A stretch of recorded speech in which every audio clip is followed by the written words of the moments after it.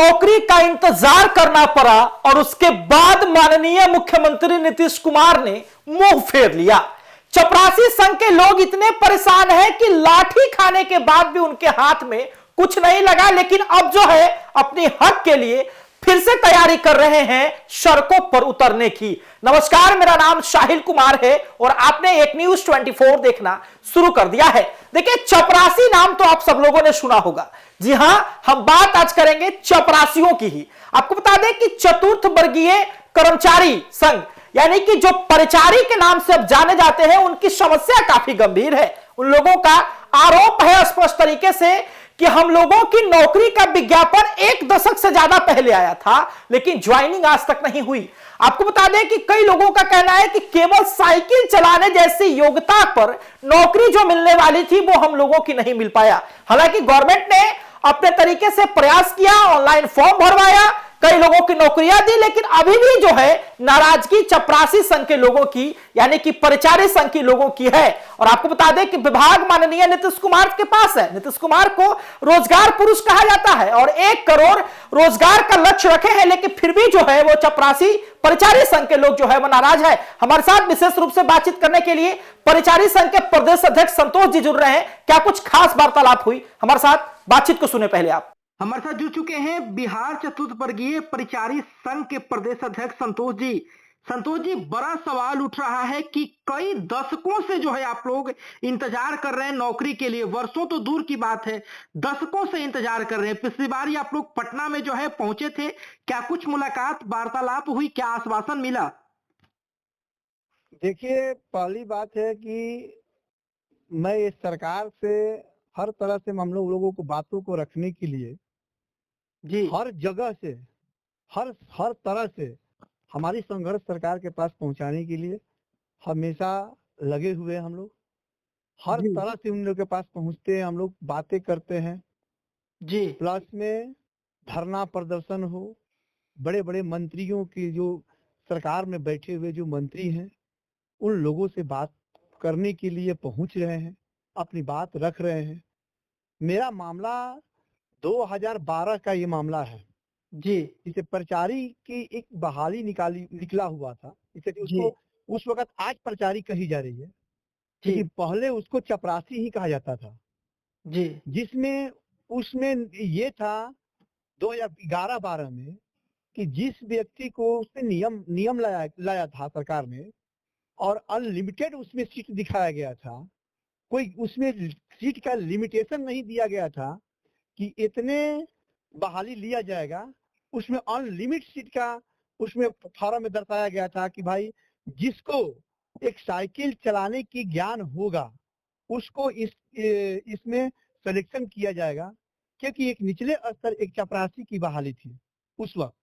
तो हम लोग सारे लोग इसमें भरा, सभी लोग बेचारे सोचा कि इस आश्वासन में कि 2011-12 में हम लोग की साइकिल चलाने की अनुभव है, हम लोग की इसमें बहाली हो जाएगी। बहुत कमजोर एक परिवार से, गरीब परिवार से इस फॉर्म को भरने का काम किया। अब सवाल है कि इस पे आश्वासन को सरकार के पास भर कर अगर इस चीज को आवेदन किया तो सरकार ने इन लोगों को फॉर्म को दबाकर इस मामले को किसी तरह से इसको टालते समय को बर्बाद करते हुए एक प्रावधान 23 में एक ऑनलाइन फॉर्म भरने का प्रावधान लाया कि जो 2012 में जो ऑफलाइन फॉर्म भरे हुए हैं वही लोग 2023 में वो केवल ऑनलाइन करेंगे और 24 में उसका परीक्षा हुआ। बापू परिषद 15-19 सितंबर को एग्जामिनेशन हुआ, बापू परिषद पटना में परीक्षा का प्रावधान आया। जी, तो कहने का मतलब मेरा ये सरकार से है कि एक चपरासी की कंपटीशन लेकर सरकार क्या करना चाहती है। बड़े बड़े पदों के लिए एग्जामिनेशन कंपटीशन में बैठाया जाता है, लेकिन चपरासी की जो बहाली में जो मामला है, आप पहले कहते हैं कि साइकिल चलाने पर हम लेंगे, फिर उसको कोर्ट के कैसे माध्यम से उसको कहते हैं फिर नहीं, अब परीक्षा एसएससी का एग्जामिनेशन में आपको कंपटीशन में बैठना पड़ेगा। तो कहने का मतलब मेरा ये है सर कि निचले स्तर की जो चीज है ये बहाली चपरासी के पानी पिलाने वाले, कि इसमें गरीब और कुचले लोग इसको फॉर्म को भरे हुए हैं। इस आश्वासन में कितने लोगों का इसमें मतलब देहांत हो चुका है इसकी इंतजार करते करते। अभी मैं बता रहा हूँ, कभी एक जगह ऐसा है कि वहां पर उसके टेंशन से 3 व्यक्ति की मौतें हो चुकी, मतलब बीमार पड़ रहे थे। इसी के बारे में सोचते सोचते उनकी घर की आर्थिक स्थिति इतना खराब हो चुकी है कि इस सोचते सोचते कि मेरे बाल बच्चा का परवरिश किस तरह से होगा, बहुत बड़ी गरीबी उनके साथ में आया।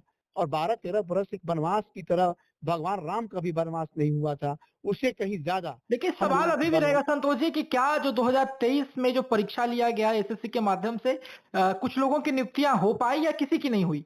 नहीं, देखिए सर, 23 में ऑनलाइन और 24 में परीक्षा होगा। 23 जी। में ऑनलाइन किया गया, फॉर्म भरवाया गया, जो 12 में भरा हुआ था उसी को आदेश किया गया कि आप 23 में ऑनलाइन कीजिए और 24 में परीक्षा। थोड़ा सा यहाँ क्लियर कर देते हैं, आगे चलते हैं, आपका सवाल का जवाब देते हैं। दूसरी सवाल है कि ये उसमें बहाली हुआ सर, जी। लेकिन जहाँ सीट जिस फॉर्म में प्रोस्पेक्ट में उसको सीटों की दर्शाई जाती है कि मैं इतना बहाली पर मैं लूंगा, लेकिन उस वक्त हम लोग के प्रोस्पेक्ट फॉर्मों पर सीटों की जनसंख्या नहीं दर्शाया गया था, किसी जिला में नहीं दर्शाया गया था, ठीक है ना। जी। लेकिन ये क्या किए कि परीक्षा दिवाकर किसी किसी जिले में 20 या 25 को कर कर हम लोगों की फॉर्मेलिटी निभाकर मैंने बहाली कराकर बाकी लोगों को छांट दिया और उन लोगों को छोड़ देने का काम किया गया। यही प्रावधान है इन लोगों का। इस तरीके से हुआ। इस तरह से हुआ, केवल बस मात्र फॉर्मेलिटी निभाया गया कि ताकि लोग अंगुली नहीं उठाएंगे। लेकिन ये नहीं समझा लो कि गरीब आदमी रोजी रोटी के लिए कितना बड़ा गरीब कुचला हुआ आदमी जो कि चपरासी की नौकरी के लिए बड़े परिवार और बड़े घर के लोग इसके पीछे नहीं दौड़ेगा और उसके लिए नहीं इतना संघर्ष करेगा। आज 14-15 वर्षों से 13 वर्ष 14 वर्षों से संघर्ष कर रहा है रोड पर, प्रशासनों से मार खा रहा है, लाठी खा रहा है, लोग डंडा खा रहा है, इतना संघर्ष कर रहा है, मर रहा है। तो सर ये कहूंगा कि ये गरीब आदमी कुचला हुआ गरीब आदमी है, इन लोगों की रोजी रोटी के लिए किसी के पास एक बात और है, उम्र नहीं बची हुई है, किसी के पास 4 साल 5 साल उम्र एकदम खत्म हो गई है, बचा ही नहीं है। फिर भी मैं सरकार से हम लोग कहते हैं कि सर मुझे 5 साल का भी मेरे नौकरी दे देते हैं तो मेरे घर की आर्थिक स्थिति हद तक सुधर जाएगी और हद तक गरीब आदमी का कुछ स्थितियां सुधर जाएगा। इसलिए मैं सरकार से आग्रह करता हूँ कि जितने उम्र बची हुई है सभी लोगों को नियुक्ति करने का हर जिला में घोषणा कर दें, जो उस परीक्षा में बैठे हुए हैं तो सभी लोगों को संतोष जी अपेयर करने का सवाल ये भी रहेगा कि नई जो है विज्ञापन भी आ रहे हैं नई भर्तियों को लेकर के, कई तरह के विज्ञापन जो है देखे गए हैं, पुराने लोगों को जो है नहीं लिया जा रहा है उम्मीदता। तो क्या कुछ लगता है आपको कि जो पुराने लोग हैं उन लोगों को नहीं लिया जा रहा है, उसका क्या कारण बताया जा रहा है, और जो नई भर्ती आ रही है उसको कैसे देख रहे हैं? देखिए सर, नया विज्ञापन अगर ये निकालेंगे जी। तो फिर पुराने विज्ञापन वाले की ये तो एक क्या बोलते हैं, ये तो बहुत बड़ा अन्याय की बात है कि आप पुराने जो चीज जो व्यक्ति के पुराने यहाँ ये स्थितियां आज के नए बैच के लोगों को नौजवानों को निकालते हैं जो कि हर कंपटीशन निकालने के उसके पास क्षमता है, जो कि हम अब हमारे पास जो है ना पढ़ने की आंख रह गई है, ना रोशनी अब बची है, ना हम लोग का उम्र है, ना हम लोग कुछ पढ़ाई कर सकते हैं। अब हम बच्चे को पढ़ाएंगे कि हम खुद पढ़ेंगे, तब कंपटीशन निकालेंगे। तो कहने का मतलब मेरा ये है कि हम ये चाहते हैं सरकार से कि नए विज्ञापन जो निकाले हुए हैं हम लोगों को करने के बाद हम लोग कर दे सरकार, और करने के बाद जो बची हुई है नए विज्ञापन की निकाल कर बहालिया कर दे, हमको कोई इतराज है। यदि हमारा छोड़ देते हैं पुराने वाले के तो हम लाख तक हम सड़कों पर आकर दोबारा आंदोलन करेंगे और फिर लड़ाई लड़ेंगे। हम लड़ाई छोड़ने वाले में माननीय मंत्री से मुलाकात की कि नहीं आपने? देखिए हमारे सारे उप मुख्यमंत्रियों से बात हुआ, विजय कुमार सिन्हा जी से बात हुआ, प्रेम कुमार जी से बात हुआ, सम्राट चौधरी से बात हुआ, श्रवण कुमार से बात हुआ, हमारे जहां तक मंत्रियों से अपनी बात रखने की मौका आया मैंने किया। लेकिन मुख्यमंत्री मेरे राज्य के ऐसे हैं, हमारे राज्य के मुखिया ऐसे हैं कि उन मुखिया जी को मिलना सबसे बड़ा गरीबों के लिए एक उनके लिए श्राप है। अब मुखिया जी को पास मिलने के लिए हम लोग इतना संघर्ष किए कि अपनी बात रखने का मौका मिले, लेकिन मुखिया जी हम लोगों से, राज्य के मुखिया मुख्यमंत्री जी हम लोगों से मिलने की ना वो कोशिश किए और ना हम लोग को मिलने के अपने पास आदेश करवाए और ना हम लोगों से आज तक मिले हो। लेकिन एक अंतिम सवाल रहेगा संतोष जी कि जिस विभाग का यह मामला है उनके मंत्री से आपने मुलाकात की कि नहीं? इसका विभाग के तो मंत्री पहले ये था, ये क्या बोलते हैं, ये मुख्यमंत्री खुद ही इसका विभाग का समान प्रशासन का यही विभाग का मंत्री है। इससे पहले जो सरकार इनकी थी तो वो विजय चौधरी थे, तो कहने का मतलब विजय चौधरी के पास तो ये बात को अवहेलना करने के लिए, सरकार को बदनाम करने के लिए सब बातें करे कि नहीं हम अब नहीं कर सकते हैं, ये साफा बोल रहे थे। मैंने तो ये मुख्यमंत्री जी के पास मैंने प्रयास किया कि भेंट कर मैं उनकी बातों को, स्टेटमेंट को रखूं मुख्यमंत्री जी के सामने कि जनता ने आपको इस तरह से बैठाया है, पूर्ण बहुमत से सरकार बनाया, हर आपको गांव गुरबा जितने भी लोग कोना से आपको हम लोग समर्थन करवाएं, घूम घूम के समर्थन करवाएं, आपकी सरकार बने, आपकी फिर मुख्यमंत्री जी का सरकार, फिर मुख्यमंत्री बने रहिए आप। मैंने हर तरह से, तभी इतना पूर्ण बहुमत सरकार बनाए इस बिहार में, तो हम लोग हर तरह से प्रयास किया।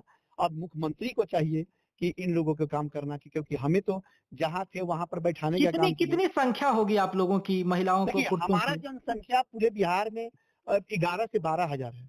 12 हजार कम से कम समथिंग थे, 11 होगा, 10, 11, 12 हजार मान के चलिए। और महिलाओं की? 12,000 की महिलाओं की एक आदमी अगर कहीं गांव गुरबा में घूमता है, एक दूसरे से ज्वाइंटेड है, तो बहुत सा वोट उनकी समर्थन करने के लिए वोट अगर जाते हैं तो।